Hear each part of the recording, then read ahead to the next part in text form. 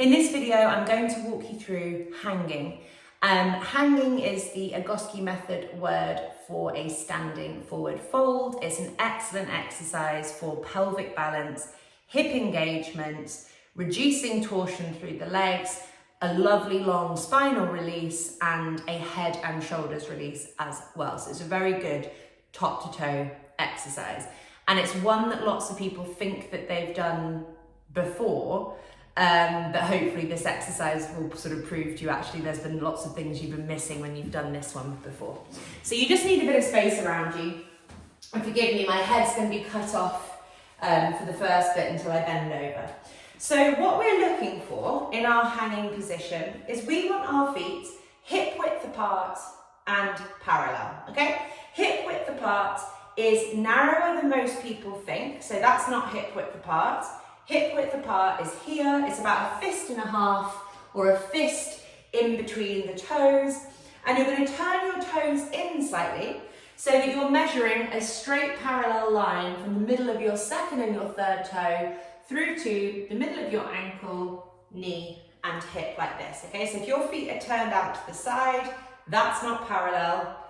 Even that's not parallel because I'm using my big toes to kind of measure a straight line there. We're making the center of your weight go through the center of your feet, okay? So you're going to feel lightly pigeon-toed as you do this, and when you do it properly, the outside edge of your feet are really what you're using to measure a straight line. So make sure that your feet stay in this position as you move in this exercise and they don't adjust themselves, okay?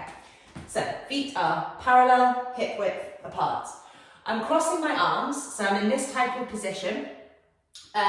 This is going to be more beneficial than just having your arms hanging, by the way. This is going to help add a bit more drag through the upper body to lengthen your back. So you have that cross through the elbows. Right, we are going to slowly pivot our way down, and we're just going to get a sense of how this feels. So I'm relaxing my head. I'm not lifting my head up like that, which is quite a common thing that people do. I'm relaxing my arms, I'm relaxing my shoulders, and I'm feeling how that weight of my upper body is helping to lengthen my spine. Now, something that I do, and I'm sure most of you guys have done as you come into this, is when we fold forward, because we're not very strong in our hip flexors, what we do is we shunt our pelvis backwards behind our ankles. So can you see there that my pelvis is really far back behind my ankles? This makes it extremely easy to touch the floor. It's very passive and we're not working our hips in the way that we want to. So our main goal as we do our hanging is that we want our pelvis to be over our ankles.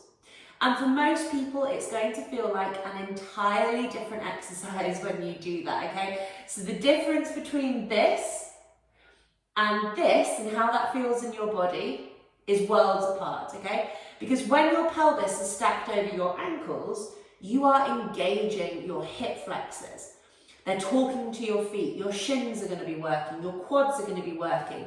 You're actually going to get a big stretch, hopefully, through your hamstrings and your calves. And it's going to allow your pelvis to roll over the head of the femur to release your spine. If you do this, your pelvis is kind of trapped because the hips aren't working properly, okay? So I'm going to roll myself down again into that, and I can't do this perfectly by any means, although I can do it a lot better when I'm warmed up, and I'm not warmed up right now, but I'm just allowing my body to come down, relaxing my head. You can see how my pelvis is slightly behind my ankles.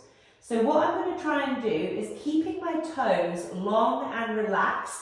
You might notice that your toes start clawing, so if you don't have very good hip strength, the toes are going to compensate to claw like that. So watch them. We're trying to keep them long and flat.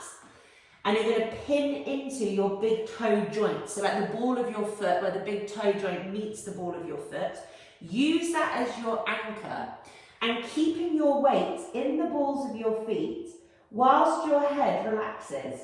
You're going to squeeze your quads, your front thigh muscles, to lift your kneecaps. And you're going to slowly pitch your pelvis forwards. So the aim of the game in this exercise is actually not about touching the floor at all. It's about your pelvis being further forwards than you think it should be. So we want a right angle at your ankles, we want straight knees, and we want the hips above the ankles as best you can. You can see I'm a little bit further behind, but the effort of drawing myself forwards here is powerful. So I can feel like it's getting a little bit easier and that I'm starting to be able to do it a bit more comfortably, but I'm still behind my ankles, but I'm trying to move in that direction. I'm not just hanging out there and accepting that. I'm trying to draw myself forwards, okay? So as long as you're trying to go forwards, the work will happen in the right way. Another thing that I think it's worth saying in this is we don't do a standing forward fold with bent knees, because if you do it with bent knees, you're never actually changing the problem, okay? I don't want you touching the floor. I don't care if you touch the floor. I want your knees to be straight though, because if your knees aren't straight, you're not creating the change through your legs and hips that are going to enable you to be able to touch the floor with straight legs in the future. So we're not doing this.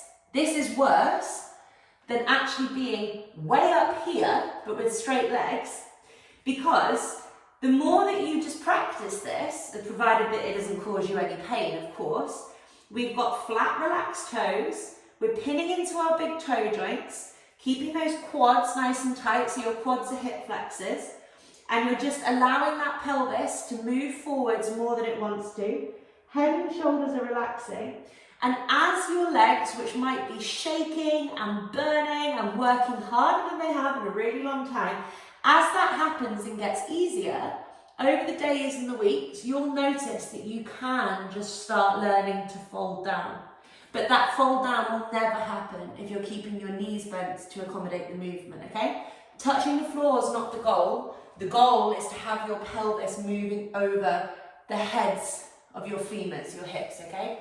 So, very, very quickly, one last time, arms across, the weight of our upper body drags us down nice and gently, toes are relaxed, quads are tight, and we're trying to move our pelvis forwards so that it's almost like a balancing exercise more than anything else. You'll feel how your hips want to lift, your heels want to lift up, and that's when you know you're in the right place. If you feel like the backs of your feet want to lift up, you're not allowing that to happen, but that's telling you that you're kind of at the edge where you need to be.